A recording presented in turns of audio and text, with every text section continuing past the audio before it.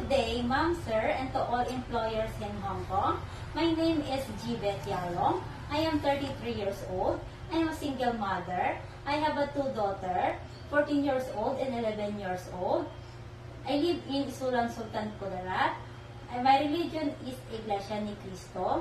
My mother's name is Maribeth Yalong, 60 years old, and just stay in the house. My father's name is Jesus Yalong, 65 years old, just stay in the house. I have 4 siblings, 1 sister, 2 brothers, and I'm second in the family. I have experience before in Kuwait, 5 years. I served 10 members, 2 couples, 1 elderly, and 7 children. My main duties is cleaning the house, take care of the children, washing clothes, ironing, and wash dishes. Okay, I have question. Why do you want to work abroad in Hong Kong? I want to work in Hong Kong because I want to save money for my children and support my family. Okay. Are you willing to take care of babies and children? Yes, ma'am, because I have experience before. Okay. About how many children do you think you can take care at a time? I want 1 or 2 or more. Okay, thank you. What are your duties as a babysitter? Give at least 5.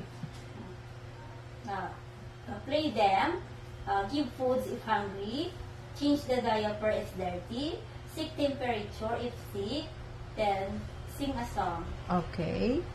What are your duties as a domestic helper? Give at least 5.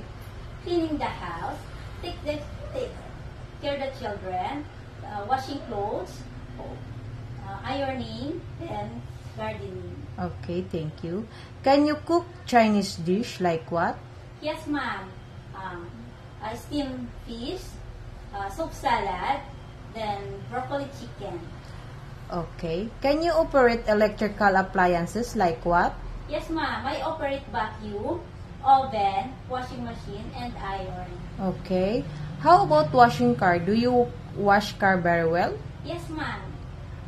Okay. Do you love pets like what? Yes, ma'am. I like pets because I have experience before. 3 dogs, 3 cats, 3 turtle, and 3 rabbits. Okay, thank you. Most of people in Hong Kong speak Cantonese. Are you willing to learn and speak the language? Yes, ma'am. I'm willing to learn. Oh, okay, thank you. It is okay if your holiday will not be scheduled on Saturday or Sunday? Yes, ma'am. As long as my employer was said that time. Okay.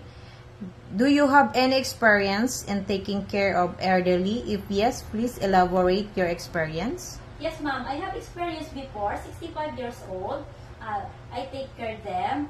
I give foods and medicines. Okay, thank you. What promise do you have for your future employer? To all prospective employers in Hong Kong, please choose me as your domestic helper. I promise I will do my best, my duties. I am responsible, hardworking, honest, loyal, and I always respect your whole family. And I love your children as my own. Thank you and God bless.